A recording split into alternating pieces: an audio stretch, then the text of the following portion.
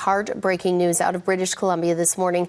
The remote community of Tumbler Ridge shaken following a school shooting that authorities are calling one of the worst in Canadian history. Multiple people are confirmed dead and many more injured after gunfire erupted at Tumbler Ridge Secondary School. Our Cabby Mally Theron joins us live from the newsroom this morning.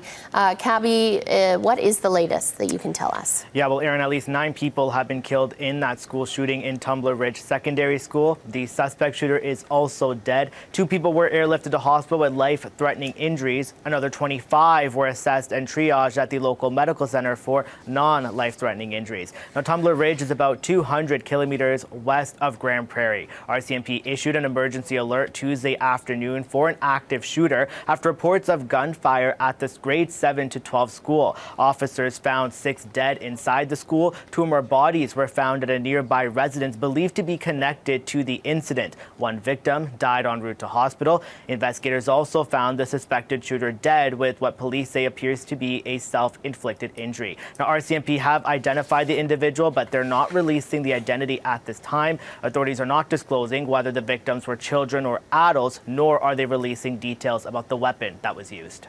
Cabby, there's been an outpouring of reaction and support right across the country. Yeah, we'll begin with Prime Minister Mark Carney. Carney says that he's devastated by the horrific shooting, offering prayers and condolences to the families and friends who have lost loved ones to these horrific acts of violence. Premier Danielle Smith took to social media saying she can only imagine the absolute devastation the community is feeling, saying in part, know that Alberta and the whole of Canada is thinking of you. Now, we just heard from the mayor moments ago describing the resiliency of the community. Let's have a listen. Tumbler Ridge is small. 2,700 people-ish. So to me, it's one big family. It's not residents. We're a big family. And, you know, right now we just gotta support each other and you know, have an ear if somebody needs an ear, or a shoulder if somebody needs a shoulder, or a hug. Now, the secondary school's website lists the school as having about 160 students. Both the secondary school and the elementary school nearby are closed for the remainder of the week. Now, this is one of the deadliest school attacks in Canada in nearly 40 years. We have crews heading to the scene, and we will provide updates throughout the day on Global News. Back to you. Okay, thank you so much for this, Cabby. Now, continuing with this story, you saw in some of that video that we received it from Tumbler Ridgeline's paper, and we're going to go live now to the journalist there. He was seen in some of that video, Trent Ernst.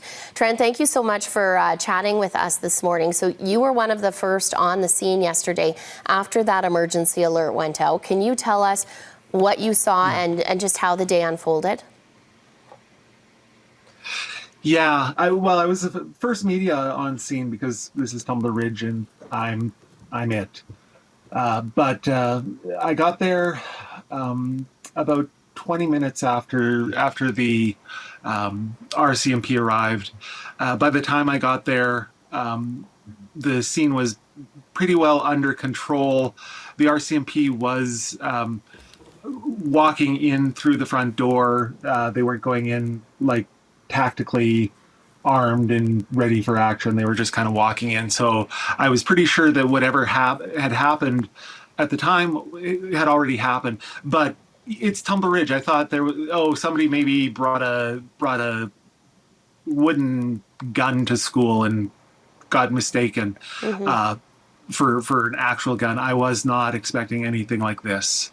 No, and I think that's a big part of the conversation. Is it's something no one in that community really fathomed would ever happen there, being such a small community. We talked to the mayor earlier. He talked about how everyone knows everyone. I mean, I have to ask, how are you doing today? I mean, I've only broken down 5 times so far this morning, but I'm managing to get through this interview fine. So, have you spoken with anyone in the community? Not since yesterday. Somewhere along the lines, it's turned out that I've become sort of the people that all of the media wants to speak to, which I find is a little Ouroboros-y. But so I haven't had as much time to actually get out there and talk to people as I was hoping.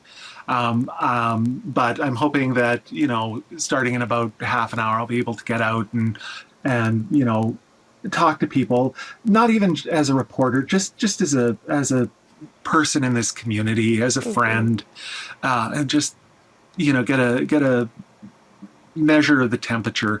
Because I mean, I've been sort of locked in my office. I've been seeing the reactions on Facebook, and there are some wonderful people on Facebook who have been going, saying so many good things about being kind and helpful. But there's also people who are starting to make hay with this politically, and just it's not it's Facebook. Right. So. Yeah. And there's still so many details that we still don't know when it comes to the victims and the shooter. You talked about, just going out there and talking to community members, not as a reporter, but as someone as part of the community. Can you talk about how close-knit that community is? Yeah, there's this core group of people. The community's less than 50 years old. There are people who have been here since the community was built. There's people who have been here since before the community was built. And there is this core group of people that is just passionately community minded. But it is a mining town as well. The mines sort of went away in the earlier 2000s, but have come back. And so there are people here who are just, fly in, fly out as well. Mm-hmm. So, it's a mix, but the people, there's the people that I know and know well, they're just devastated by this. Yeah, I bet. It's hard for us to wrap our heads around it, so I can't even imagine being someone that lives in that community. Trent, I really appreciate you taking the time to chat with us. I know you are probably exhausted and you have a lot ahead of you today. So our thoughts are with you and the community there. Thank you. You're watching Global News Morning. It is 8:37, and actually not sure what we're going